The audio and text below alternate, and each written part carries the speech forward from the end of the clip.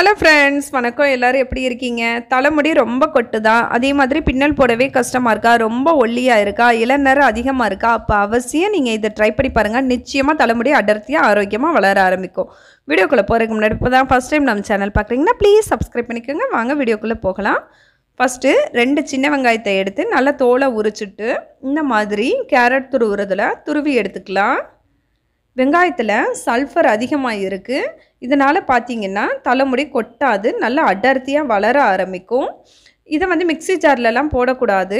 இதோட சத்துக்கள் நமக்கு முழுசாக கிடைக்கணும்னா நாம் இந்த மாதிரி ஒன்று கேரட் துருவுறதில் துருவணும். அப்படி இல்லைன்னா பூண்டு இடிப்போம்ல, அந்த உரலில் இடித்து கூட நாம் சாறு எடுத்துக்கலாம். அப்போ தான் நமக்கு சத்துக்கள் முழுசாக கிடைக்கும்.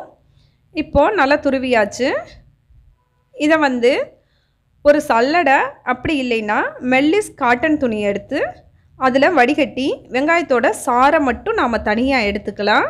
அப்படியே முழுசாக பயன்படுத்த வேண்டாம். அப்படி பயன்படுத்தணுன்னா அது நம்ம தலைமுடியில் ஒட்டிக்கும். அதுக்காக தான் இப்போ அதோட சாறை மட்டும் தனியாக எடுத்தாச்சு. இதை நாம் தொடர்ந்து பயன்படுத்துறதுனால இது பொடுகு தொல்லை வரவே வராது. அதே மாதிரி முடி கொட்டுறது குறைய ஆரம்பிக்கும். முடியோட வேர்க்கால்களுக்கு இது ஒரு சிறந்த டானிக்னே சொல்லலாம். முடியோட நுனியில் பார்த்திங்கன்னா நிறைய வெடிப்பெல்லாம் இருக்கும், அதெல்லாம் வரவே வராது. அதே மாதிரி தலைமுடி ரொம்ப அடர்த்தியாக வளர ஆரம்பிக்கும். இளநர பிரச்சனை இருக்கவே இருக்காது. அவசியம் இதை நீங்கள் ட்ரை பண்ணி பாருங்கள். இந்த வெங்காய சாறை சைனஸ் இருக்குது அப்படின்னு நினச்சி யாரும் பயப்பட வேண்டாம். இது அரை மணி நேரம் ஊறுற இடத்துல 1/4 மணி நேரம் ஊற வச்சாலே போதும். இப்போது இது கூட நான் ஒரு 5 சொட்டு விளக்கெண்ணெய் சேர்த்துக்கிறேன். விளக்கெண்ணெயை சேர்க்கறதுனால தலைமுடி இன்னும் நல்லா கருப்பாகவும் அடர்த்தியாகவும் வளர ஆரம்பிக்கும். அதுக்காக தான். இப்போ இது எல்லாத்தையும் ஒன்று சேர்த்து நல்லா கலந்து விட்டுருங்க. அடுத்து உங்களுக்கு பொடுகு தொல்லை, பேன் தொல்லை இதெல்லாம் இருந்துச்சுன்னா நீங்கள் வேணால் ஒரு 5 சொட்டு எலுமிச்சை சாறு கூட சேர்த்துக்கலாம். இதனால் பார்த்தீங்கன்னா தலையில் பாக்டீரியாலாம் இருந்துச்சுன்னா அதெல்லாம் இருந்த இடம் தெரியாமல் போயிடும், பொடுகு தொல்லையே இருக்காது. அதுக்காக தான் இப்போ இது எல்லாத்தையும் ஒன்றா கலந்து விட்டுருங்க. அடுத்து இதை அப்படியே உங்களோட வேர்க்கால்களில், தலைமுடியோட வேர்க்கால்களில் படுற மாதிரி நல்லா உச்சந்தலையிலேருந்து அழுந்த தேய்ச்சி ஒரு அரை மணி நேரம் ஊற வச்சிங்கன்னா போதும்.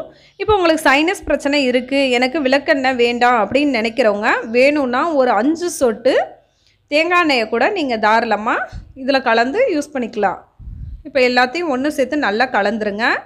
கலந்துட்டு தலைமுடியோட அந்த வேர்க்கால்களில் படுற மாதிரி நல்லா வகுடு எடுத்து எல்லா பக்கமும் தேய்ச்சி ஒரு அரை மணி நேரம் ஊற விட்டுருங்க. அதுக்கப்புறமா நீங்கள் மைல்டான ஷாம்பு, அதாவது வெந்தய ஷாம்பு அப்படி இல்லைன்னா வீட்டில் எதுவும் ஷாம்பு நாம் வீட்டில் தயாரிப்போம்ல ஹோம்மேட் ஷாம்பு, இந்த மாதிரி ஏதாவது இருந்துச்சுன்னா அதை கூட நீங்கள் தாராளமாக பயன்படுத்தலாம். கெமிக்கல் அதிகமாக உள்ள ஷாம்புவாக பயன்படுத்தாதீங்க.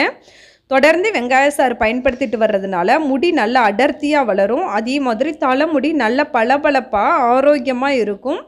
அவசியம் நீங்கள் இதை ட்ரை பண்ணி பாருங்கள். நிச்சயமாக உங்களுக்கு நல்ல பலன் கிடைக்கும். கூடவே ஆரோக்கியமான உணவுகளை எடுத்துங்க. இந்த வீடியோ உங்களுக்கு பிடிச்சிருந்துச்சுன்னா ப்ளீஸ் லைக் பண்ணுங்கள், ஷேர் பண்ணுங்கள், சப்ஸ்கிரைப் பண்ணுங்கள். தேங்க்யூ.